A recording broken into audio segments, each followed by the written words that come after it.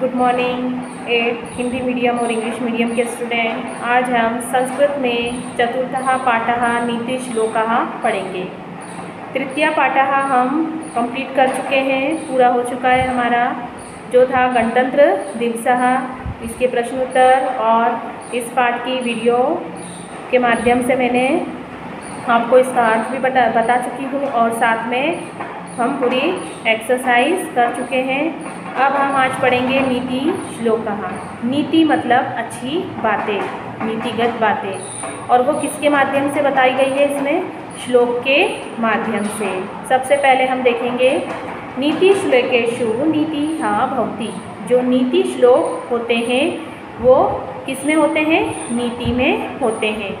जीवन विषय, समाज विषय, राष्ट्र विषय, धर्म, वैराग्य, संस्कार, परोपकार आदि विषय प्रमाणिकम। अब इसमें नीति श्लोक में क्या क्या आता है? जीवन विषय, जीवन के विषय में नीति श्लोक में क्या पढ़ते हैं हम? जीवन के विषय में, राष्ट्र के विषय में, समाज के विषय में, धर्म, वैराग्य, संस्कार, परोपकार आदि विषय में प्रमाणिक चिंतितम वैज्ञानिकम च चिंतनम नीति श्लोकेषु लाभ्यते। सुनिश्चित करते हैं, निश्चित चिंतन पूर्वक प्रामाणिकता इसमें मिलती है, वैज्ञानिक चिंतन मिलता है। ये सब हमें कहाँ मिलते हैं? नीति श्लोक में मिलते हैं। जब हम नीति श्लोक का अध्ययन करते हैं तो इन अध्ययनों से हमें बहुत कुछ जानकारी मिलती है, फिर वो चाहे जीवन के बारे में हो, संस्कृति के बारे में हो, समाज के बारे में हो, परंपरा के बारे में हो, धर्म के बारे में हो, वैराग्य के बारे में हो। ये सारी जानकारी और इन सारे विषयों का ज्ञान हमें किससे प्राप्त होता है? नीति श्लोक अच्छी बातों से मिलता है। संस्कृते नीतिम आश्रित्य श्लोक रचनायाम शतकर रचनायाना च परंपरा अति प्राचीना विद्यते। अब जो संस्कृत की नीति है, जो संस्कृत में जो नीति है उस पर आधारित श्लोक रचना, श्लोकों की रचना और शतक रचना की परंपरा अति पुरानी है।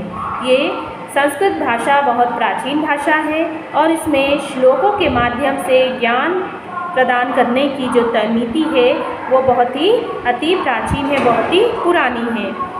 वस्तुतः अल्पे शब्दे महनीयं भावनानां उदात्त विचरणां श्रेष्ठ विषयाणां च महत्वपूर्णं विवरण नीति श्लोकेषु लभ्यते। अब वस्तुतः अल्पे शब्दे यानी अल्प यानी कम शब्दों में, महनीयं भावनानां यानी बहुत बड़ी बातें, महान भावों का, उद्दत विचरणानाम यानी उदात्त विचारों का, उदार विचारों का, श्रेष्ठ विषयानाम और श्रेष्ठ विषयों का महत्वपूर्ण विवरणम यानी महत्वपूर्ण विवरण नीति श्लोकों के से प्राप्त होता है।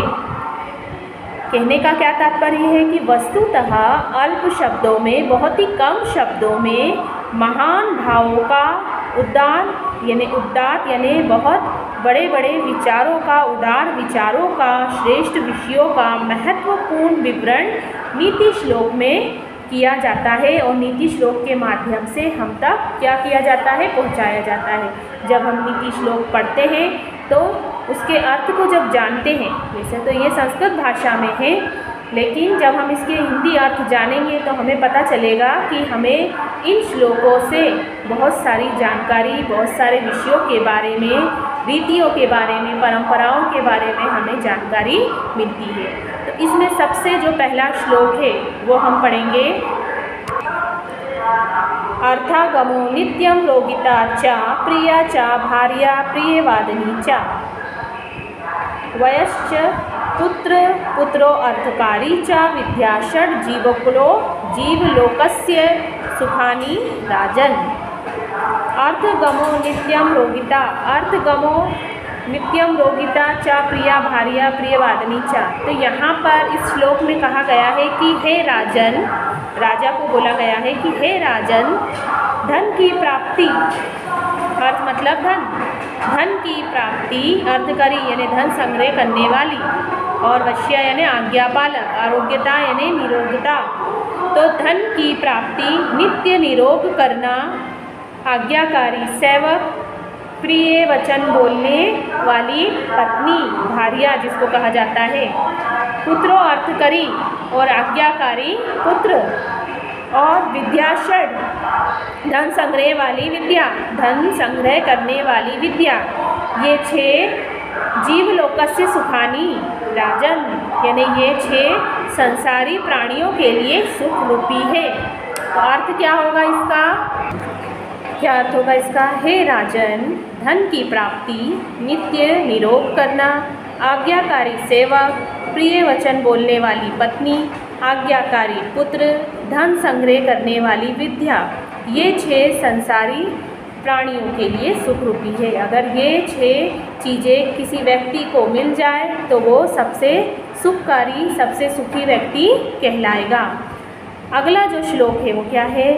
अयुक्तम स्वामिनो युक्तम, युक्तम नीचस्य दूषणम, अमृतम राहवे मृत्युः, विषम शंकर भूषणम।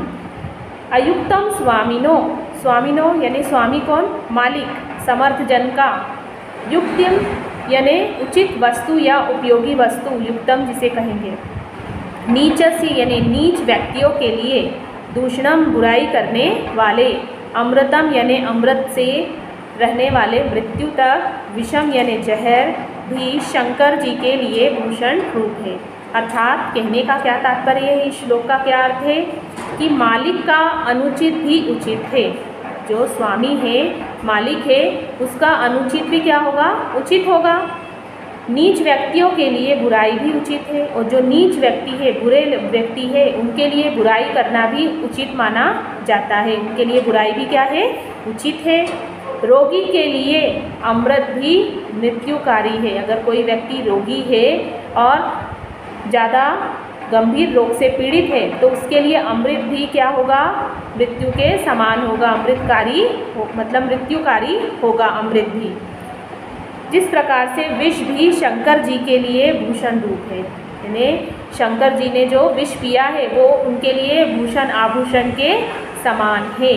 तो ये अर्थ समझ में आया आपको कि मालिक का अनुचित भी उचित है, नीच व्यक्ति के लिए बुराई भी उचित है, रोगी के लिए अमृत भी मृत्युकारी है, और विष भी शंकर जी के लिए भूषण रूप है। तो यहाँ तक इन श्लोकों के अर्थ को आप पढ़ेंगे और समझेंगे। आगे के श्लोक हम अगली वीडियो में पढ़ेंगे और समझेंगे।